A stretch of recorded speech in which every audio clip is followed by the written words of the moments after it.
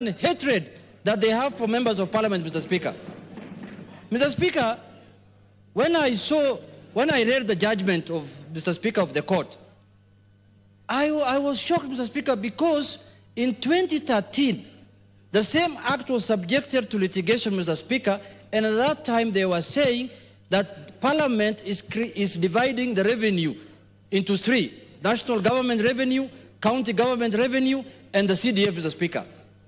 Subsequently, this House did an amendment and did the division of revenue, where the money was divided between the county governments and the national government, and the Ng-Cdf was put under the national government, Mr. Speaker.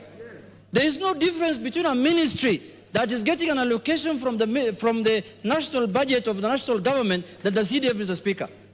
Mr. Speaker, I was shocked to see in the judgment of the court that one of the reasons why they are saying this act is unconstitutional is because Parliament passes 7 names of members of the Ng-Cdf committee, Mr. Speaker. How many names do we pass here? We pass even names of commissions, we pass names of county secretaries, we pass names here, PSS, AG, we pass here even commission of what this is called, commission of communication authority, Mr. Speaker.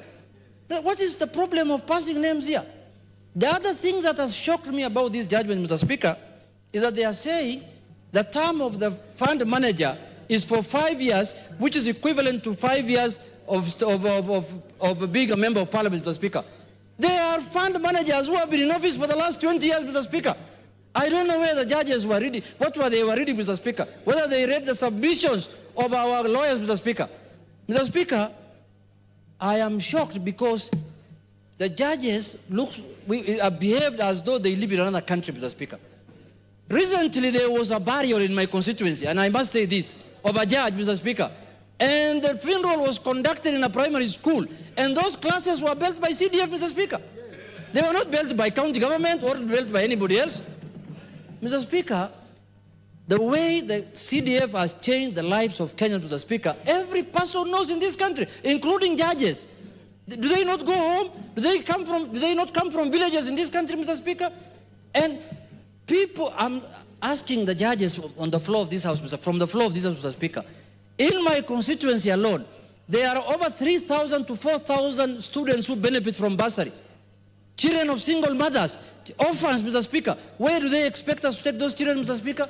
If Ng-Cdf is scrapped, the best thing I can do is to put those children in a bus and bring them to the homes of the judges, Mr. Speaker, so they can give them fees, so that those children can go back to school, Mr. Speaker.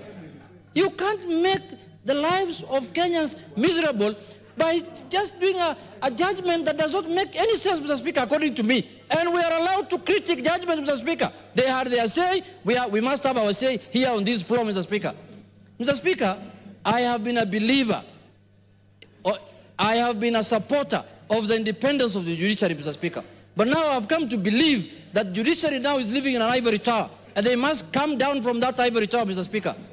Mr. Speaker, the problem in this country about the 3 arms of government, the other 2 arms of government, the executive and the legislature, are subjected to accountability through elections after every 5 years.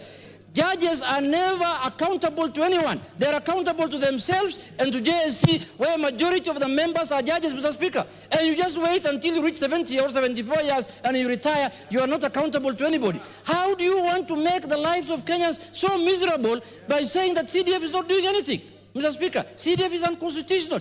This is a judgment that has been procured by the Council of Governors, Mr. Speaker. And it is out of egos. They don't want any other money. They don't want any other money to come to the constituencies or to the villages, Mr. Speaker. And what is happening in devolution, you know, all of us, and everybody in this country knows. Corruption, pilferage, lethargy, incompetence. The only money, Mr. Speaker, that has touched the lives of Kenyans for the last 20 years is the Ng-Cdf, Mr. Speaker. And I want to tell the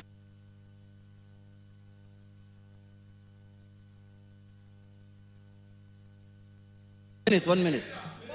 Mr. Speaker, the name of the fund is Ng-Cdf, national government, Mr. Speaker. It's not county government, it's not judiciary fund, it's not parliamentary fund, it's not anybody's fund. It's the national government money that is going to the constituencies so that it can build schools, it can build classes, it can build police station, and they're saying there is duplication of functions. We don't do anything outside what the national government is doing. Security and education are not devolved functions, Mr. Speaker. Counties don't do that. Will education improve if today's CDF is abolished? Mr. Speaker, we are going to appeal this judgment, but we will also do a constitutional amendment. We have the powers even to amend the constitution. The judiciary doesn't have. You can declare the act unconstitutional as many times as you like, but we will make sure CDF remains in this country, Mr. Speaker. I submit. Yes, Kainan. Thank you, Mr.